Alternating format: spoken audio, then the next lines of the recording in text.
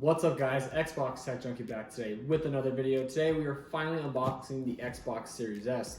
Quick side note, I will be doing an unboxing of the Xbox Series X when I eventually get one. Don't know for sure when that'll be just because they are hard to find, but I am happy enough to unbox this bad boy, so let's just jump right into the video. Alright, so first let's take a look at the box. So as you can see, the very front just shows off basically the main part of the Series S, which is the huge ventilation disc on the top, and then obviously the Series S controller.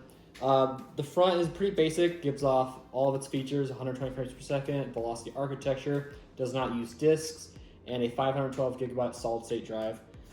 Side is pretty cool, it's the same thing, just kind of shows off the console standing. The back is different from the Series X, which if you haven't seen it yet, would have a giant picture of Master Chief from Halo Infinite. This one's more of just showing off some of like the games you can play. Like I said, this console has a very small hard drive, so I don't think they're really trying to push anything too crazy, just more of this is just for your fun and entertainment, while the Series X is more focused on specific features for specific games and that kind of stuff. Same thing on the back, velocity architecture, hundreds of games, Game Pass, and the console. This side just shows off more of the features, more in-depth, HCR, variable reshape rate, and then obviously it shows off what's inside the console. And then the top is just the console laying down. So let's go ahead and open this. What they did so far with this console and probably the Series X is they made little tabs now for you to pull off the tape, if you can see that. So instead of you having to like grab a knife and try to wrench it off, you just grab this tab and you just pull it off. It's on there pretty good, but not rip in the box, which I always hated about tape. Okay, warmed out. It does look like if you rip too hard, it will rip some of the paint off, but nothing too crazy. Okay, that's two. And then there's one more right here at the bottom that we're gonna go for.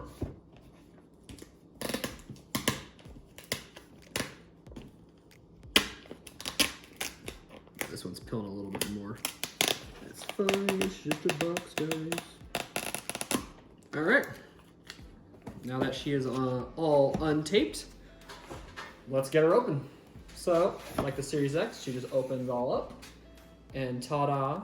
First, you have a nice little cardboard piece that says Xbox. And the first thing, like the Series X, you are greeted with this beautiful Xbox Series S. And just looking at it, it's tiny. So we're gonna go ahead and grab that first.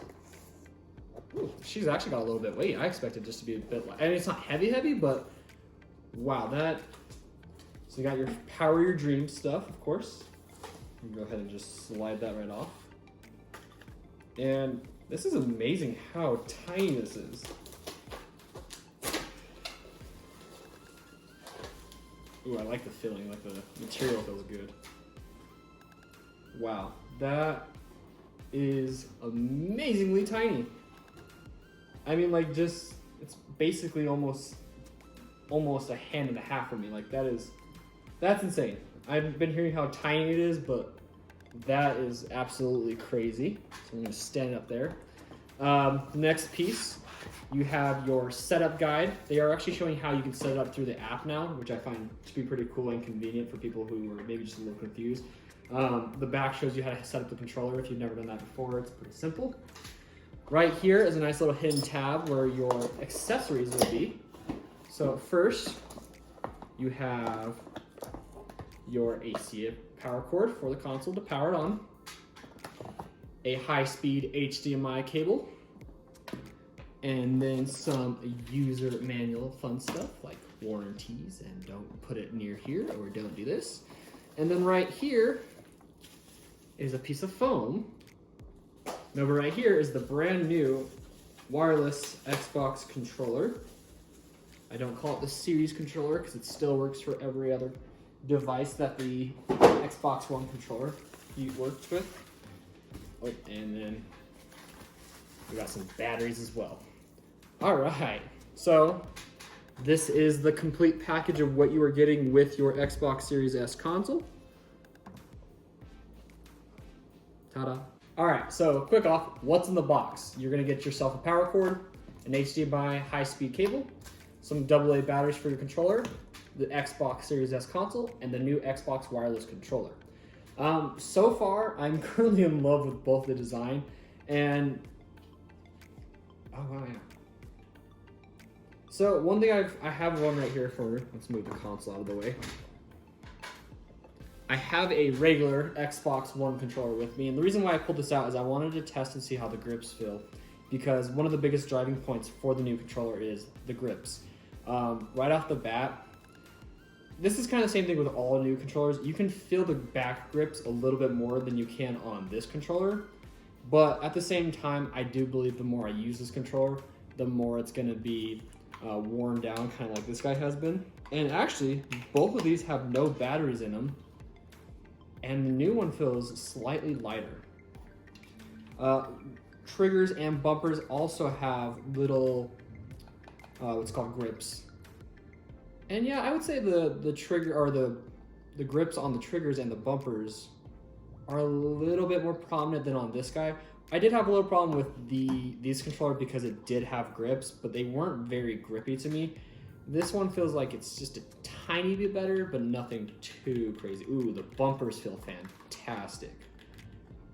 It feels like more of a button now instead of just, oh yeah, that feels great. D-pad's cool. It's really small actually. I feel like even like just the D-pad's tiny. I don't know, maybe it's just the way it looks, but yeah.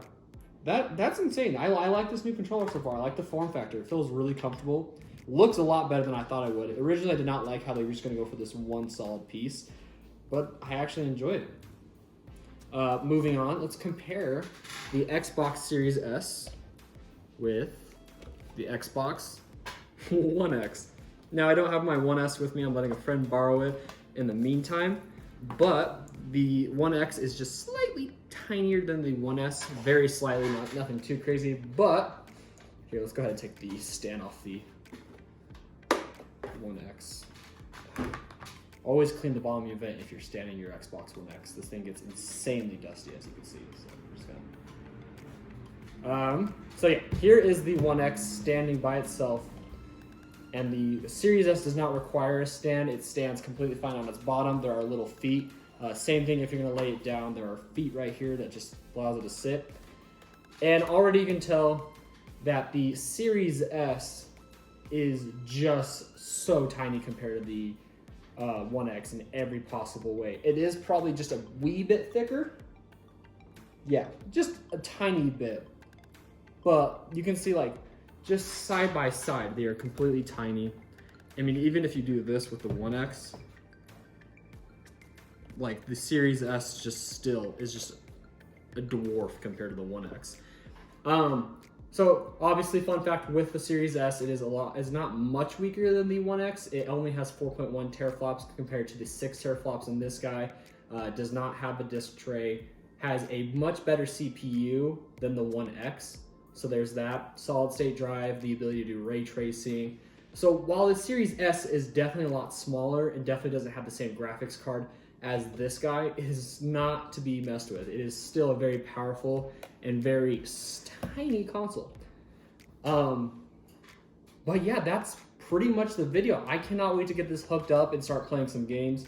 I will definitely do a review on the Series S probably next week, and then hopefully I will get the Series X soon enough to do an unboxing and a review as well. That's pretty much it for today's video, guys. I mean, I gotta talk about this a lot more next week when I finally get like at least a week's worth of gameplay with it. It is beyond tiny. Like, this is amazingly tiny. On the back, we do lose the optical port and the HDMI in for TV. We do gain the storage expansion slot, so that's pretty cool. And then they have little stubs for each little plug-in, and I believe they said that on each cord. Maybe not. I thought that they put like a stub on each of the cords too. They don't, but they do allow you to have these little like things to let you know which is which. So if you're like trying to figure out what is what, it might still be a little difficult, especially if you don't memorize which is which, but it's still pretty cool. Nice little design.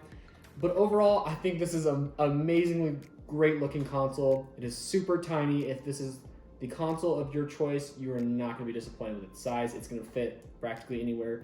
But yeah, thank you guys so much for watching. I cannot wait to talk about the Series X in the future and give my final thoughts and review on the Series S.